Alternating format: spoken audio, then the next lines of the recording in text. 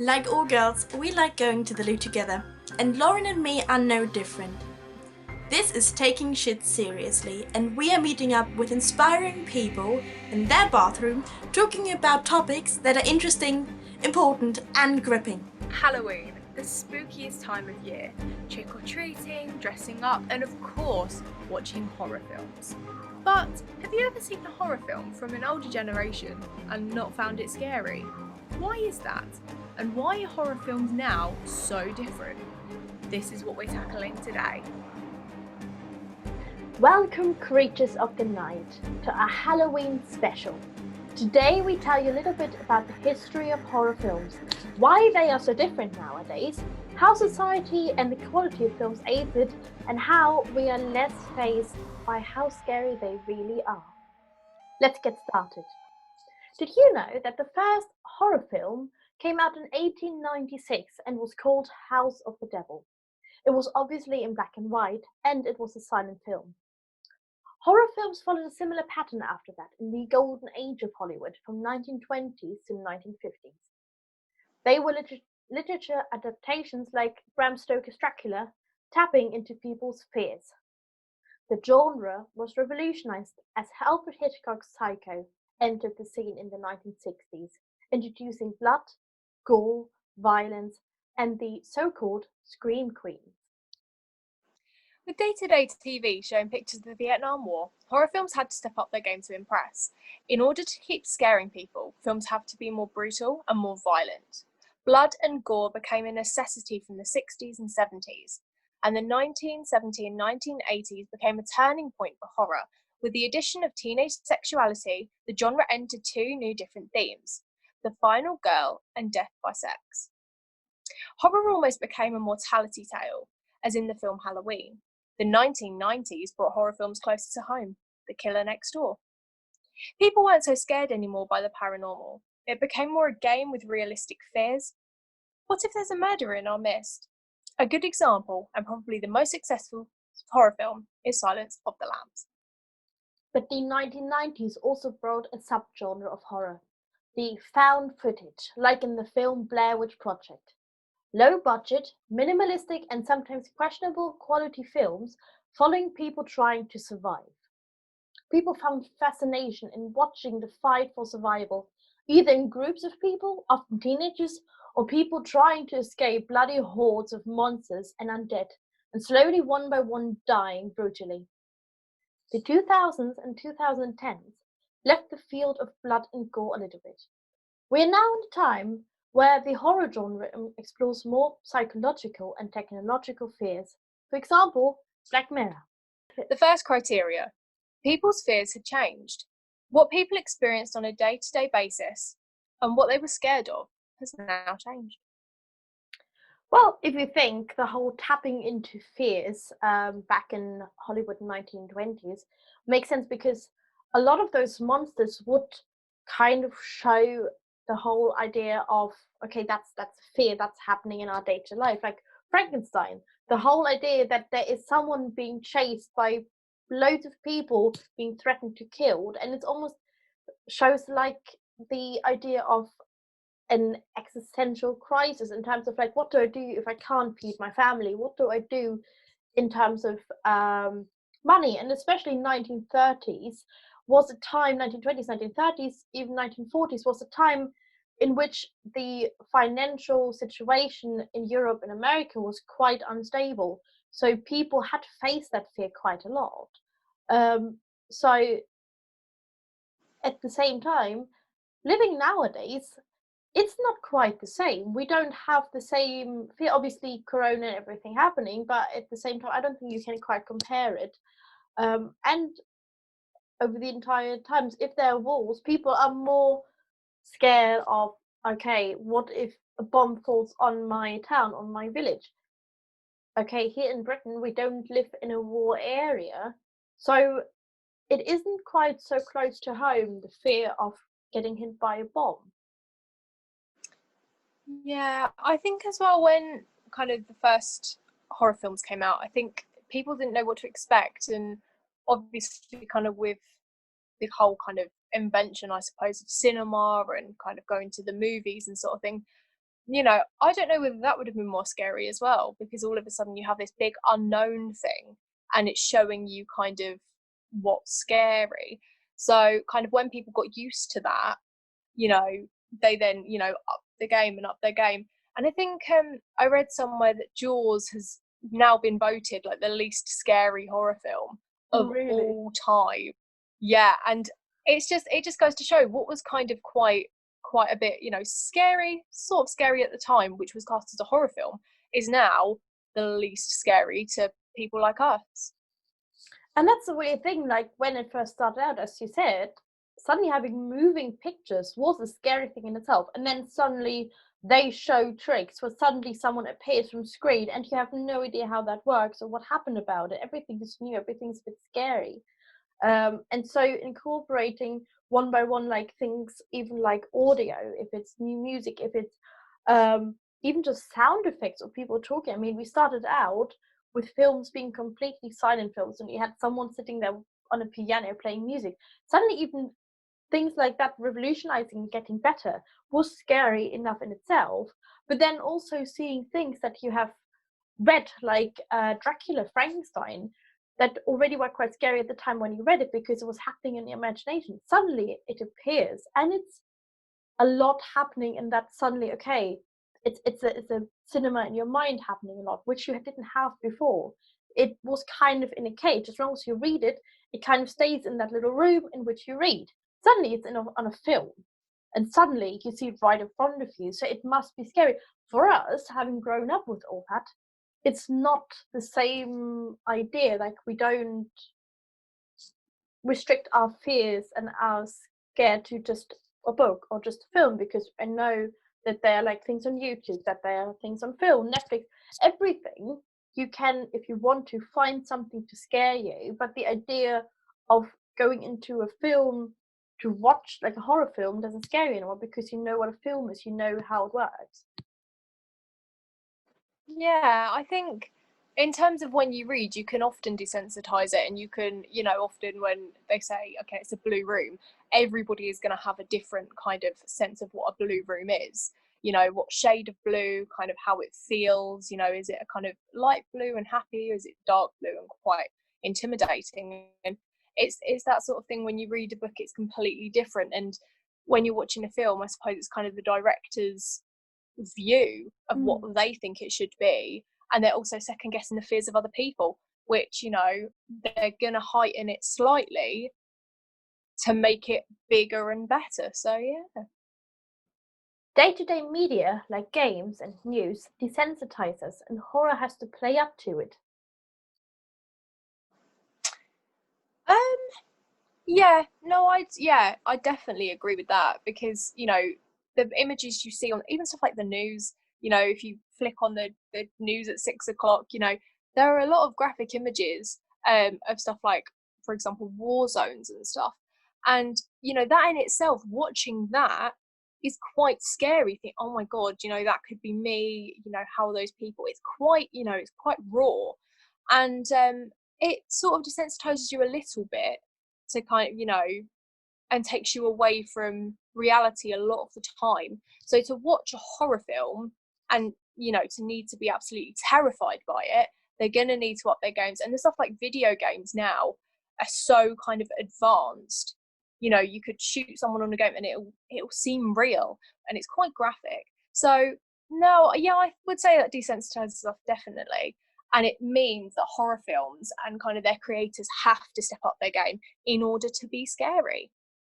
Absolutely. I mean, even I think when they were showing footage from the Vietnam War over in America, suddenly that genre of horror just had to jump up, because suddenly seeing violence on TV, seeing blood on TV wasn't like a new thing. People, even kids, could watch it. It wasn't inaccessible anymore. And so, in order to scare people, you now suddenly have to do so much more. You have to be so much more brutal. You have to show so much more blood. You have to think of so many more and different scenarios to make people actually shudder and be scared about stuff. And it gets more and more difficult the more stuff we are being shown. Like, even in breakfast TV, kids can watch it. Or, I mean, like comparing, for example, Disney to horror, that's made for kids. Yeah, and you never see blood, fair enough. But there are also scenes in there where you think, okay, like I get this now. Like, look at Bambi, her mother is getting killed. So someone being shot in another film, when once you see Bambi and you're emotionally over it, which I don't think I'll ever be, yeah, you won't be as scared anymore by it. It's like it might make you jump a little bit, but in order to give you the same effect, a horror film will have to put on gore onto this. That person has to be shot in the face, maybe, and then that face has to be shown. And whoever shot them has to be a really brutal murderer, and all sorts of things. They have to put on so many more layers in order to get a similar effect to 10 years before that. Speaking of effects, the third criteria is the quality of films have improved. So with stuff like SFX and cameras and even makeup, it's improved. So when we see something of a worse quality, it seems cheap and quite tacky. I have to say, I think that's actually a really good point, because I watched an American Werewolf in London the other day, and oh my god, it's such a brilliant film. And I think the film is kind of made in a way that, okay, even back in the day when it came out in the 80s, it was supposed to be taken as a bit of a, fun and bit of comedy, but obviously horror. And there were so many effects in there, which I thought like, I personally thought it was really funny, like, and it was obviously really horrible scenarios in which someone was kind of being ripped apart by the werewolf. But the way it looked, or you had like a wandering corpse, and you just thought like, this is really funny. But back in the day, okay, even if it was taken kind of like, okay, it's funny, same time you looked at it and you were impressed by it. And it's even like things like where the person transforms into a werewolf, it's still impressive. But nowadays, with having green screens, with having all sorts of things, you don't have that same impressiveness about it anymore. Like, you don't sit there and think, wow, this is really cool, because you almost expect it. So back in the day, things like that were a lot more impressive, because every prop had to be handmade. You had to think, how do I get from this point to that point, get the transition? You don't have that same thing anymore. So watching it nowadays, you end up laughing. You sit there generally thinking like, oh, this looks a bit cheap, like they could have put in a bit more effort, not thinking that that actually was done on quite a high budget. So yeah, it is quite impressive thinking if you were back then, but nowadays it's not. And it's even quality, like, look at the cameras we have nowadays, how much detail you get into those compared to back in the day. I think with a lot of kind of stuff like CGI, before it was sort of a novelty, and for me, I think often the novelty wears off a little bit. You can sometimes tell, and it can be quite obvious, but I don't know, sometimes I like films if they're kind of like almost like homegrown, like homemade, and you can tell it. But are they scary? No. But it's, if you think, loads of people, when they first go into film, you start off with horror because it seems like almost the easiest genre, because you don't need a big budget. Look at Blair Witch Project. Like, obviously that has obviously more high budget than you would have on like a day-to-day basis when you go out and make a film. But still, you can imagine this being made on quite a small budget because of the way it's filmed. You literally just need a camera, a couple of people. It's all very shaky. It's not good material, and a lot of it comes from sounds. A lot of it comes from that. And okay, it's like still kind of impressive. But nowadays, watching it, you sit there being like, well, okay, like I was literally just watching people going around in a forest. Like, okay, it doesn't have the same effect anymore because we've nowadays seen it all. We've seen all the effects, and we're not so phased by it anymore. We almost expected everything to be bigger and better, and if it doesn't deliver the way we expect it to be, we're just simply not scared, because we live in a time where we've seen all the effects. We've seen all special effects, CGI, special makeup, all sorts of different films. We're not impressible anymore by special effects. I think that as well, the stuff with, blockbusters and massive movies with, almost unlimited budgets, if you see a horror film that's kind of not quite matching up to that standard, you're naturally going to think that it's rubbish. But I mean, fears and stuff like that is all, subjective to the person. What I find scary, you might not find scary, and what you find scary, I might not find scary.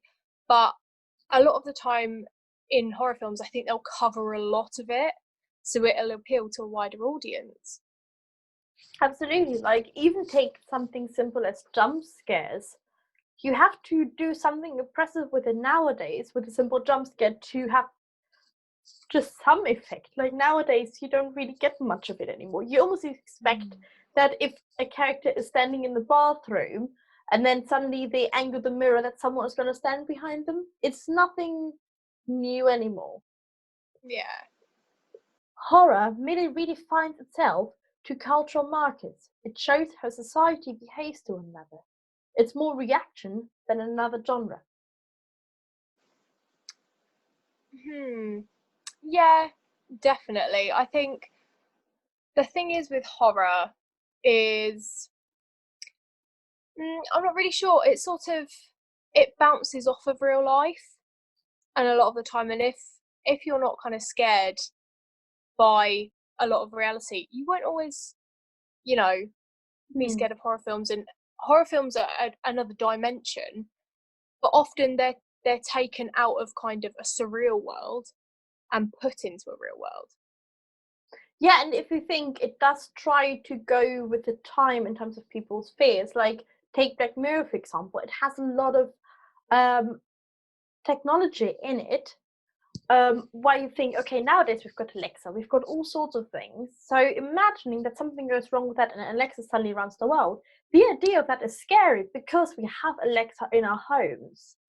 And it is also taking things like racism, for example. I think it was the film Get Out, where we think, okay, we're not racist on a day-to-day basis, but it almost has a very good kind of way of taking one little bit and keep spinning it and spinning it until it becomes something so huge that it becomes scary, and it feeds it right back to you thinking, oh my god, did I do this? It's almost like trying to hold a mirror, but rather than like a normal mirror, it's like a black one. It's like a really horrible one, and trying to thinking, okay, you're having a bad day, thinking how bad it can go, like spinning it until again. It's that kind of thing. It's very much reactionary, has been over the years. Like, thinking of golden Hollywood years, every time the monster came out was like, okay, that's the one that reflects our society.